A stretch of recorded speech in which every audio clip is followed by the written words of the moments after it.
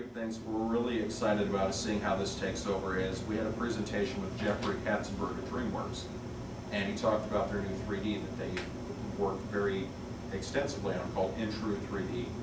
And what they're doing right now is they have Monsters vs. Aliens and all of their future animated films. Shrek Goes Forth, Madagascar 3, all of that stuff will be filmed in this. Now these are not 2D movies that are converted to 3D. These things are built from the ground up in 3D. And I asked the question, how long until we see something other than horror or animation grasping, getting into this field? And he said, well, that's actually the big debate right now. Now, he said, I can tell you Steven Spielberg, George Lucas, Robert Zemeckis, and James Cameron are all in the process of using this. Now, I know that George Lucas has been wanting to convert the Star Wars films to 3D for a while. I know, I've heard rumors that James Cameron's epic film that we've been waiting on forever, that is finally going to come out late this year, is going to have 3D elements to it. And so we'll see what's going to happen with that. But he said right now the debate in Hollywood is, should we make all the films with this stuff, or should we only use it for the big epic event summer films? And right now that's kind of where we're leaning. Yes? I have to respond as a critic myself. With real 3D, not everyone has the perfect vision. Right. Especially if they're blind in one eye. Do you see it? Yes. How does Hollywood interpret that?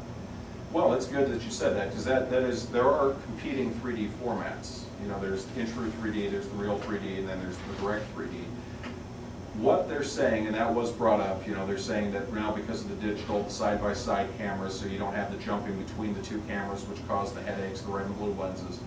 One of the things they're looking at is they're talking to the leading manufacturer of prescription eyeglasses and sunglasses, and they're basically going to make a combination that it will also double as a pair of 3D glasses, because they're convinced. And now he was very unabashed. Katzenberg said, we are going to charge you $5 more if you want to see a movie in this format. You will have a choice to see the standard version, or you can see this. Now, of course, this isn't to just pop it out. It was very layered. They showed us 4 scenes from Monsters vs. Aliens, and it was incredible. I mean, just the detail, and of course, you would see scenes, and then afterwards, you'd say, you know, we filmed this, this was done, this was the most recent one we completed, that was done, and you could see the technology, how much the designers have figured out just in a few months how to take even more advantage of this. And of course, the cost of adapting these theaters is staggering. You know, he said the hope is by the time Monsters vs. Aliens comes out, they'll have 2,400 screens in North America ready to show this. The hope is that by the time Shrek Goes Forth comes out in 2010, they could have as many as 7,000 screens. Getting to your question though, they did acknowledge the fact that there are some people that can't take advantage of this. He said they've got it down to a small screen right now, but their goal is that within 10 years you will not need the glasses at all, and they will be able to give you the 3D effects without the glasses. And he said right now we can do it on a thing about the size of your cell phone screen, and it's just a matter of refining the technology. But he said that is something that they have been well aware of. Yes? Do you know what the technology is? You said that you watched 4 scenes. Yes. What were they calling that? That kind of 3D. In True, INTRU, In True 3D. And so it doesn't use the red and blue. They're like the new ones, the black polarized glasses. Polarized, okay. Yeah. And of course, if you need more details, again, we got a big write-up on that one online. We went through the whole presentation and did that. And, it was impressive because I looked. Now, see, the sad thing about it was I felt a little old. I'll tell you one of the little scenes of the film. There's an opening scene where the first scene they showed us was the big alien ship has landed, and the president flies in, and he's voiced by Stephen Colbert. And you have a general, W.R. Warmonger, Kiefer Sutherland. Nice. And so the general the president decides he wants to talk to the aliens. So he climbs up this very, very, very long flight of stairs to look at the big alien eyeballs, this massive tower just sitting there with this big eyeball. And the stairs are so long, he gets halfway up, and there's a guy there to hand him a towel and a glass of water. Of course, he takes the thing and does that. So he gets to the top, and there's a little Casio keyboard sitting there. And he sits down there and he looks at it and goes, do, do, do, do. And I started laughing, and nobody got the joke. And I'm like, oh my God, am I that old? So then he hits a button and goes, do, do, do, do, do, do, do, do, do, do, do, do, and he starts doing the moonwalk. And of course, The aliens don't respond kindly, and the next thing you know, all-out war breaks loose. And then the great twist of the film is the aliens are headed by Rainn Wilson at The Office. He voices their lead character.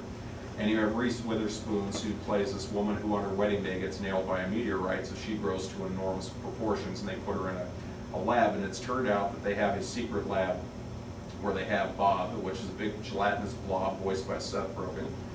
And he was, now I'm trying to remember what they told me, he was created by an accidental fusion of a tomato preservative and a ranch-flavored salad dressing. And so he's out. You have Will Arnett, who plays the missing link, half fish, half ape. You have one gigantic thing, which is called Insectosaurus, which is like this big furry chipmunk insect thing. And then you have Hugh Laurie, House MD, who played a scientist who was trying to figure out why cockroaches can survive everything and infuse humans with that.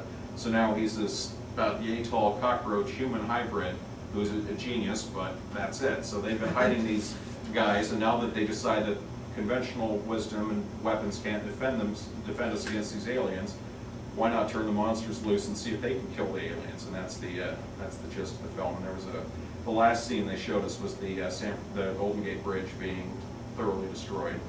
And Bob's idea of helping was to start eating the concrete dividers so the cars could get around. But after he got through the third one, he was having some indigestion, so that led to some other problems. It looks huge, actually. It's going to be really big. So, one of the interesting things you're going to see is a lot of end of the world stuff, as well as remakes. Race to Witch Mountain is coming. The Rock. Roland Emmerich is doing a film called 2012, which is one of those great big end of the world, everything's going to hell in a handbasket. Now, that date's very interesting because, as you folks know from up here, I'm sure you're all X-Files fans, they haven't ruled out doing a third X-Files film. And one of the things I've been told is that it would be likely called Endgame was one of the titles I heard knocked around. They're still deciding because it didn't do well at the box office. One of the problems was, I believe, they put it out at the wrong time of year. Too much competition, Dark Knight.